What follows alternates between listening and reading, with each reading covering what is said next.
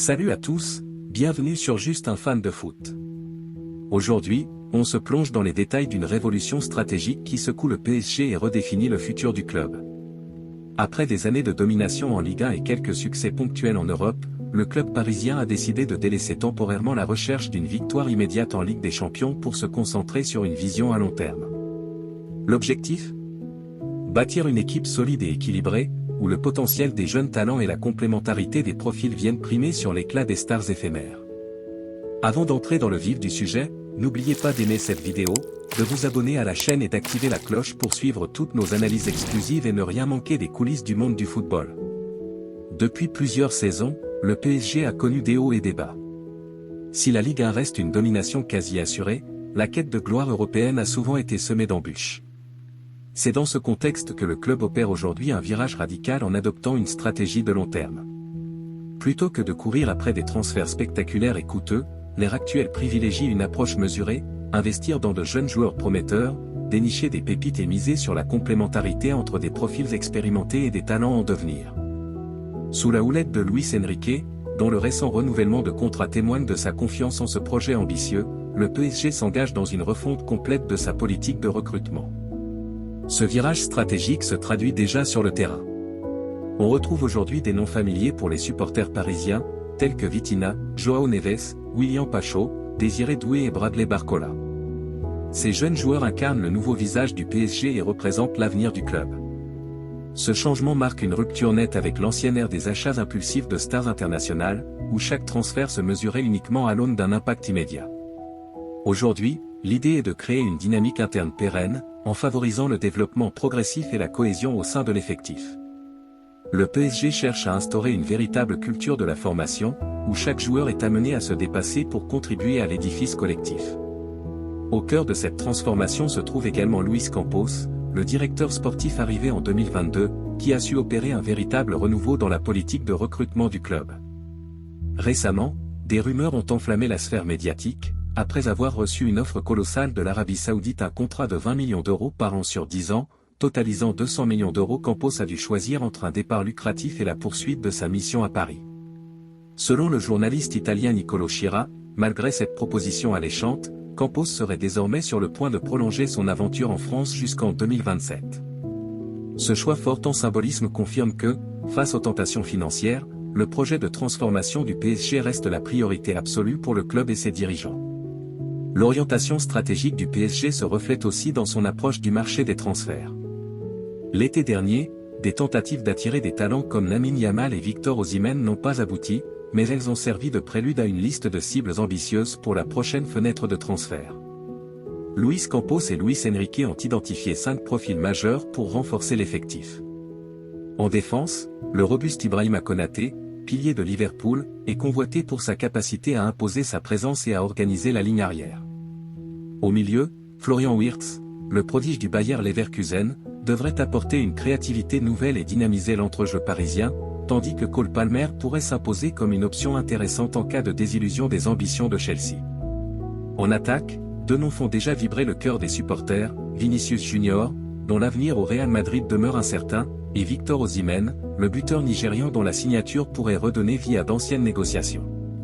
Si cette vision audacieuse vous inspire, pensez à laisser un pouce bleu, à partager la vidéo et à nous dire en commentaire quelle recrue vous passionnerait le plus pour l'avenir du PSG. Vos avis et vos analyses enrichissent la discussion et nous permettent de décrypter ensemble chaque mouvement sur le marché des transferts. Pendant que le PSG affine sa stratégie interne, le marché des transferts se transforme en véritable champ de bataille. De l'autre côté de la Manche, le Real Madrid, toujours en quête de la relève, ne compte pas rester en retrait. Ils ont déjà jeté leur dévolu sur William Pacho, ce défenseur central prometteur acquis pour 40 millions d'euros, et ils lorgnent également sur le jeune Dean Huijsen de Bournemouth.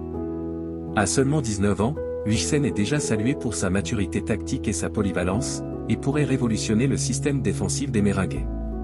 Cette lutte acharnée pour les talents jeunes et polyvalents illustre l'intensité de la compétition entre les grands clubs européens, où chaque transfert peut faire basculer l'équilibre des forces.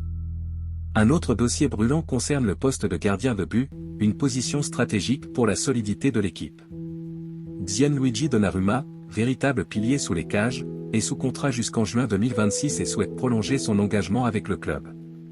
Néanmoins, des incertitudes persistent dans les négociations, poussant le PSG à envisager d'autres options pour sécuriser cette place cruciale. Luis Enrique a ainsi repéré Joan Garcia, jeune gardien de 23 ans de l'Espagnol Barcelone, qui se distingue par sa capacité à jouer au pied et sa réactivité dans les duels aériens.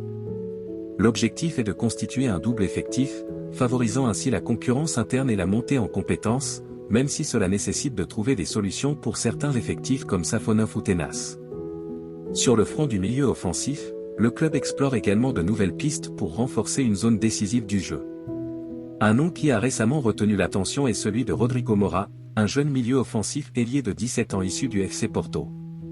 Sous contrat jusqu'en 2027, ses débuts en professionnel ont déjà suscité l'enthousiasme, même si son expérience reste limitée. Le PSG serait prêt à investir environ 45 millions d'euros pour activer sa clause libératoire, misant ainsi sur un potentiel futur qui, bien qu'encore à forger, pourrait devenir un atout majeur pour la transformation du style de jeu parisien. Cette logique d'investissement se retrouve également avec d'autres espoirs comme Doué, Mayulu, Zahir Emery et Neves, qui bénéficient déjà de la confiance de Luis Enrique et montrent une évolution prometteuse lors des entraînements et des rencontres. Au-delà de ces recrutements individuels, le projet du PSG repose sur une stratégie globale de développement qui s'étend bien au-delà des transferts. Le club souhaite instaurer une véritable culture de la formation et de l'innovation tactique, où le travail collectif prime sur l'éclat individuel. Les infrastructures, les centres de formation et la mise en place de systèmes d'entraînement modernes contribuent à faire progresser chaque joueur, tant sur le plan technique que sur le plan mental. Les statistiques le montrent, dans un environnement structuré, les jeunes joueurs progressent de manière plus régulière et s'adaptent plus rapidement aux exigences du football de haut niveau. Ce modèle, qui mise sur la patience et le développement progressif, est considéré par de nombreux experts comme la clé pour que le PSG domine la scène européenne dans les années à venir. Les débats dans le monde du football sont nombreux et passionnés. Certains analystes saluent cette approche innovante, affirmant que le PSG se dote d'un socle solide pour rivaliser avec les plus grands clubs européens sur le long terme. D'autres restent prudents et s'interrogent sur la capacité du club à obtenir des résultats immédiats, en particulier dans un contexte où les attentes en Ligue des Champions demeurent très élevées. Ces discussions animent déjà les réseaux sociaux et les émissions spécialisées, où chaque décision stratégique et chaque mouvement sur le marché des transferts sont scrutés et commentés avec passion.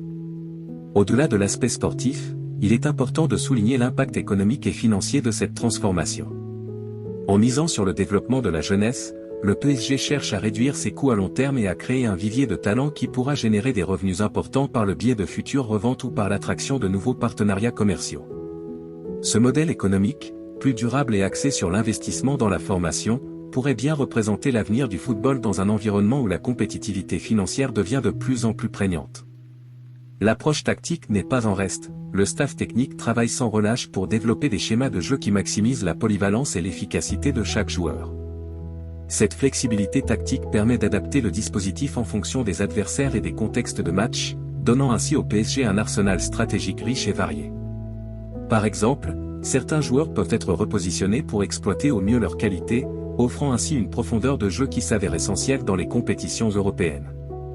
Les entraîneurs et analystes étudient chaque détail pour optimiser la cohésion de l'équipe et tirer le meilleur parti des talents à leur disposition. Enfin, la dimension humaine et managériale du projet est tout aussi essentielle. Luis Campos incarne cette vision d'un club tourné vers l'avenir, refusant de céder aux sirènes de l'argent facile malgré des offres mirobolantes.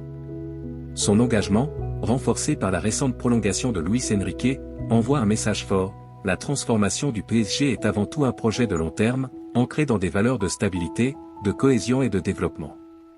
Cette philosophie est également partagée par les supporters, qui voient dans ce changement de cap une promesse de renouveau et de succès futur. Alors, qu'en pensez-vous ? Est-ce que cette approche à long terme et ce pari sur la jeunesse sont la recette miracle qui permettra au PSG de dominer non seulement le championnat français mais aussi la scène européenne ? Partagez vos avis, vos analyses et vos pronostics dans les commentaires ci-dessous. N'oubliez pas d'aimer cette vidéo et de vous abonner à Juste un fan de foot pour suivre toutes nos prochaines analyses, interviews exclusives et révélations inédites sur les coulisses du monde du football. Merci de nous avoir suivis dans cette immersion au cœur du projet parisien, et à très bientôt pour de nouvelles aventures footballistiques qui, nous en sommes convaincus, continueront de vous surprendre et de vous passionner.